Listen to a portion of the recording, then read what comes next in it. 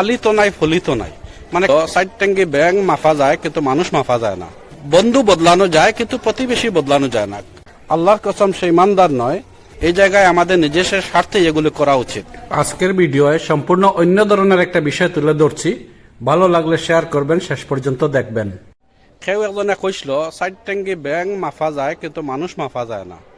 কিন্তু একবার কথাটা যে একবারে সত্য এরকম নয়। একজন মানুষ ভালো না মন্দ তারে যাচাই করতে হইলে তার প্রতিবেশীর কাছ থেকে তার যদি ভালো সার্টিফিকেট পাওয়া যায় তাহলে ধরে নেওয়া যায় যে মানুষটা ভালো। অর্থাৎ একজন ভালো মানুষের প্রতিবেশীরা ভালোরই সাক্ষ্য দেয়।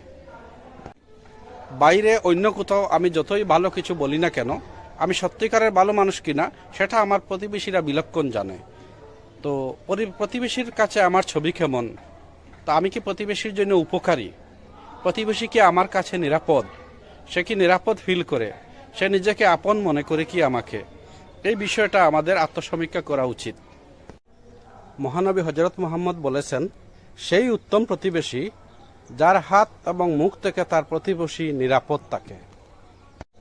মহানবী হযরত মুহাম্মদ সাল্লাল্লাহু আলাইহি সাল্লাম বলেছেন, আল্লাহর কসম সে ইমানদার নয় যার অত্যাচার থেকে তার প্রতিবেশী নিরাপদ নয়। আমার ভালো আচরণই আমার প্রতিবেশীকে আমার প্রতি মুগ্ধ করবে।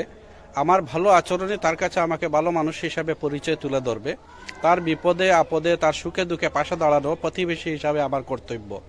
একজন প্রতিবেশীর প্রতি আমাদের কি কি হক রয়েছে এগুলো নিয়ে আমাদের ভাবা দরকার। মহানবী বলেছেন, সে ইমানদার নয় যে পেট ভরে খায় অথচ তার প্রতিবেশী ক্ষুধার্ত থাকে। বিপদের সময় যেটুকু সাহায্যই পাওয়া যায় না কেন সেটা আমার প্রতিবেশীর থেকে সর্বপ্রথমই আমরা পেয়ে যাব। আমার ঘরে যদি আগুন লাগে, কোনো বিপদ আপদ হয়, সেই সময় সর্বপ্রথম যে মানুষটি পাশে দাঁড়াবে সে আমার প্রতিবেশী। বন্ধু হয়তো অনেক দূরে, সে আসতে সময় লাগতে পারে, কিন্তু প্রতিবেশী আমার সঙ্গে সঙ্গে পাশে দাঁড়াবে। তার জন্য প্রতিবেশীর প্রতি আমাদের কিছু দায়িত্ব করণীয় রয়েছে, সেই বিষয়টা আমাদের খেয়াল রাখা উচিত। তাদের সঙ্গে সুসম্পর্ক থাকা উচিত। কেউ একজন বলেছিল, বন্ধু বদলানো যায় কিন্তু প্রতিবেশী বদলানো যায় না। একজনের সঙ্গে বন্ধুত্ব আজ শেষ হয়ে যেতে পারে, কিন্তু প্রতিবেশী তাকে পাশের বাড়ির মানুষকে আপনি বলতে পারবেন না, বা আমরা বলতে পারবো না যে আজ থেকে তুমি আমার পাশের বাড়ির লোক নও। ওটা তো আর করা যাবে না।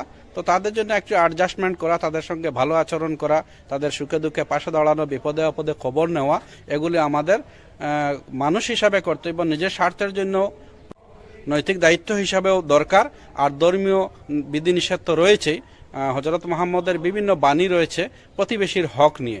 এখন প্রতিবেশী কোন ধর্মের, সে যে কোনো ধর্মের হোক, যে কোনো ভাষার হোক, যে কোনো জাতির হোক, প্রতিবেশী মানে প্রতিবেশী। তার প্রতি আমাদের দায়িত্ব আছে, তাদের আমাদের করণীয় আছে। আমাদের সমাজে একটা কথা আছে, কারো সম্পর্কে বলা হয় হ্যাঁ আলি তো নাই ফলি তো নাই, মানে কারোর সঙ্গে সম্পর্ক সাহায্য চায় না, কাউকে সাহায্য করে না, এটা কিন্তু সঠিক নয়। আমাদেরকে, আমরা সমাজবদ্ধ জীব, আমাদের প্রতিবেশী নিয়েই আমাদের সমাজ। তো আমি যদি ভালো হই, আমার প্রতিবেশীর সঙ্গে সুসম্পর্ক হয়, তারাও যদি ভালো হয়, তাহলে একটা সুন্দর গ্রাম, একটা সুন্দর সমাজ গড়ে উঠবে। এই জায়গায় আমাদের নিজস্ব স্বার্থে এগুলো করা উচিত। অনেকেই মনে করেন আমি আমার রোজগার করছি, আমি সমাজ নিয়ে তো ভাববো কেন। আসলে আপনি নিশ্চিন্তে চলাফেরা করতে পারেন সমাজ আছে বলেই, না হলে আপনাকে যে কোনো মুহূর্তে যে কেউ আপনার থেকে একটু বলশালী কেউ আপনার পকেটে টাকা কেড়ে নিত। তো এই সমাজ ব্যবস্থা থাকাই আপনি নিশ্চিন্ত মনে আছেন, নিশ্চিন্ত মনে চলাফেরা করতে পারছেন, তাহলে সমাজের প্রতি আমাদেরও দায়বদ্ধতা আছে। আমি যতই একাকী রোজগার করি না কেন, আমি সম্পদশালী হই, গরিব হই, ধনী হই, সবার প্রতি আমার একটা দায়িত্ব আছে, কারণ এই সমাজবদ্ধতার কারণে আমি নিশ্চিন্ত থাকতে পারছি। তো প্রতিবেশীর এই হকগুলো নিয়ে আমাদের ভাবা উচিত। আমাদের নিজেদেরকে একটু আত্মসমীক্ষা করা প্রয়োজন। আমি কি সত্যি প্রতিবেশীর জন্য একজন ভালো মানুষ? তো এই বিষয়টা সমীক্ষা করলেই আমি এটা শুরু করব, আমার প্রতিবেশীর মাঝে মধ্যে যাওয়া আসা, তাদের সঙ্গে সুসম্পর্ক তৈরি করা, তাদের বিপদে আপদে পাশে দাঁড়ানো, তাদের খা খবর নেওয়া। যখনই আপনি তাদের বিপদের সময় পাশে যাবেন, আপনার বিপদের সময় সে অটোমেটিক্যালি আসবে আপনার পাশে।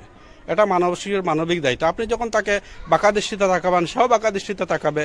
আপনি যদি তার সঙ্গে অত্যাচার অনাচার করেন, সেও অনাচারের মানসিকতা রাখবে। আর আপনি যদি ভালো সম্পর্ক রাখেন, তাহলে সেও ভালো সম্পর্ক রাখবে।